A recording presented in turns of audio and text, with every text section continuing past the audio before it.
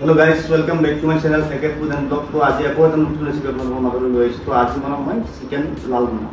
তো আহক বন্ধুসকল ভিডিঅ'টো আৰম্ভ কৰোঁ। আৰু যদি মোৰ ভিডিঅ'বিলাক ভাল লাগে তো লাইক কৰিব, কমেণ্ট কৰিব আৰু শ্বেয়াৰ কৰিব। লগতে চেনেলটো ছাবস্ক্ৰাইব কৰি ল'ব।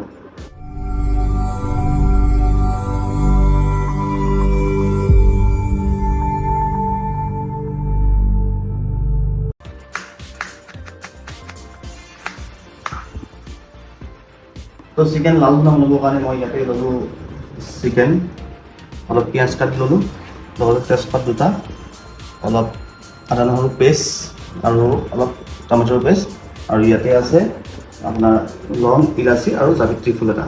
তো আহক বন্ধুসকল, তো ভিডিঅ'টো ষ্টাৰ্ট কৰোঁ।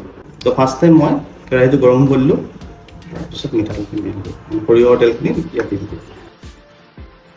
তেলটো গৰম হৈ গ'ল, তো ইয়াতে মই ফাৰ্ষ্ট তেজপাতকেইটা দিম, লগতে এইকেইটা লং, ইলাচি, জাবিত্ৰী ফুল আৰু এইকেইটা আছিলে এইবোৰ দি দিছোঁ মই। তাৰপিছত পেষ্টখিনি এড কৰি দিম।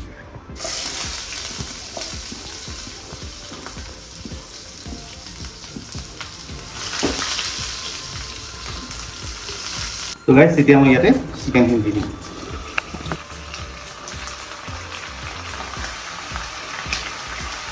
মই কাটি থৈ দিয়া যোনখিনি মানে মিক্সিত মাৰি থৈ দিছিলোঁ আদা নহৰু আৰু কেঁচা জলকীয়া দুটা, এইটো পেষ্টটো মাৰি দিলোঁ।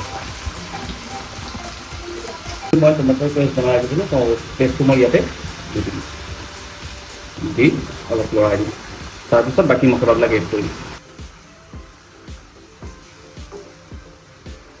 তো গাইছ ইয়াতে মই এতিয়া মছলা এড কৰিম। মছলা মানে এই ফাৰ্ষ্ট টাইম মই মানে নিমখটো দিম। নিমখটো আৰু নিজৰ সোৱাদ অনুসৰি দিব, কিমান পৰিমাণৰ লাগে।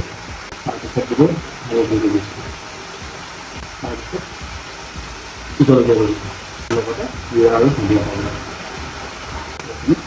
অলপ মিলাই দিম। তো গাইছ দেখিছেনে কালাৰটো কি ধুনীয়া হৈ আছে। ইয়াতে মই বৰ্তমানটো পানী এড কৰা নাই, অলপ পানী এড কৰিম বাৰু অলপ পিছত।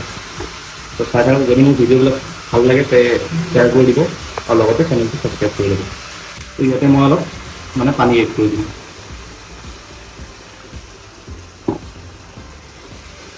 পানী এড কৰি ধুনীয়াকৈ মিলাই ঢাকনিখন 10 মিনিটৰ কাৰণে লগাই দিম আৰু গেছটো মিডিয়াম ফ্লেমত দি দিম। তো আজি আমাৰ ৰেচিপিটো ৰেডি হৈ যাব।